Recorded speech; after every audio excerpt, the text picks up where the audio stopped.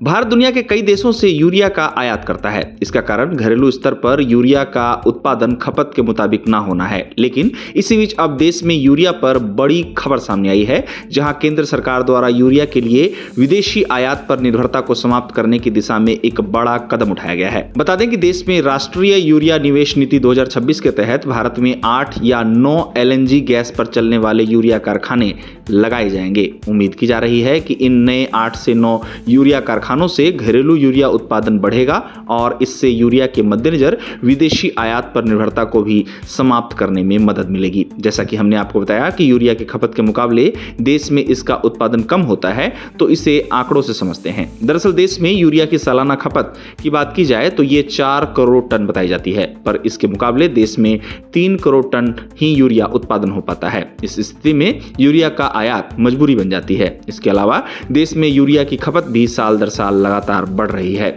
Urea Bharat में किसानों के लिए कितना महत्वपूर्ण है, इसका उदाहरण खरीफ और रबी सीजन के दौरान खाद की प्राइवेट और सरकारी खाद वितरण केंद्रों पर तब देखने को मिलती है जब किसानों की बड़ी भीड़ उर्वरक केंद्रों पर यूरिया के लिए लाइन में लगी रहती है। साथ ही यूरिया की कमी, कालाबाजारी की खबरें भी लगातार दोनों ही सीजन में चर्चा का केंद्र बनी रहती हैं। यूरिया इस तरह भारत में खेती के लिए महत्वपूर्ण उर्वरक है। अब राष्ट्रीय यूरिया निवेश नीति 2026 के तहत भारत में बनने वाले ये 8 से 9 यूरिया कारखानों की बात की जाए तो सामने आई जानकारी के अनुसार ये कारखाने सालाना 1 करोड़ टन यूरिया का उत्पादन करेंगे और अगर ऐसा होता है तो यूरिया के मद्देनजर आयात पर निर्भरता को समाप्त किया जा सकता है, क्योंकि भारत का सालाना यूरिया खपत 4 करोड़ टन है, जबकि वर्तमान में घरेलू उत्पादन 3 करोड़ टन बताया जाता है। ऐसे में इन नए यूरिया कारखानों द्वारा सालाना 1 करोड़ टन यूरिया उत्पादन आयात पर निर्भरता को समाप्त कर सकता है। अब अगर इसकी बात की जाए कि भारत में वर्तमान में कितने यूरिया कारखाने हैं जो लगातार यूरिया का उत्पादन कर रहे हैं,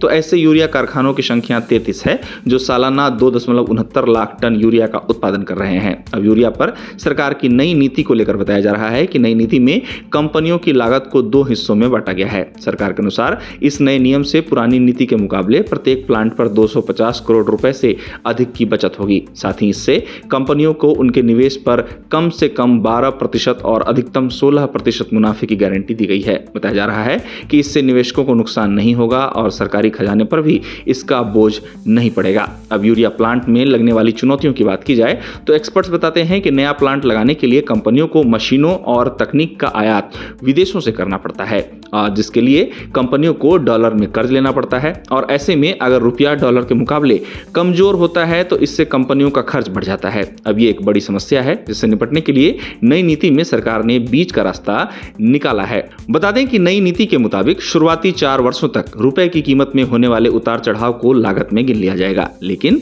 4 साल पूरे होने के बाद प्लांट की लागत को उसी दिन के हिसाब से स्थायी रूप से भारतीय रुपए में तय कर दिया जाएगा। बताया जा रहा है कि इस नए नियम से कंपनियों और सरकार दोनों को यह पता रहेगा कि आगे कितना खर्च आना है और बताया जा रहा है कि सब्सिडी का बोझ अचानक से बढ़ने के मामले इससे ना के बराबर आएंगे। गौरतलब है कि खरीफ का सीजन शुरू हो चुका है। यूरिया की मांग इस समय काफी हाई है। हालांकि देश के किसानों ने ऑर्गेनिक यानी कि जैविक खाद में अपनी दिलचस्पी दिखाई है। हाल ही में सरकारी आंकड़ों में बताया गया है कि अब तक किसानों ने 11.17 लाख टन ऑर्गेनिक खाद की खरीद की है। सरकार द्वारा बताया गया है कि पिछले साल इसी अवधि में ये आंकड़ा 3.2 लाख टन था। इस तरह सरकार इसे सकारात्मक तौर पर देख रही है और इसे रासायनिक उर्वरकों पर निर्भरता धीरे धीरे कम होने के संकेत के तौर पर भी देखा जा रहा है। आपको बता दें कि रसायन उर्वरक मंत्रालय के मुताबिक देश के किसानों के बीच जैविक और वैकल्पिक पोषक स्रोतों को लेकर रुचि बढ़ रही है। इसी बीच अब जैसा कि राष्ट्रीय यूरिया निवेश नीति 2026 के तहत भारत में 8 या 9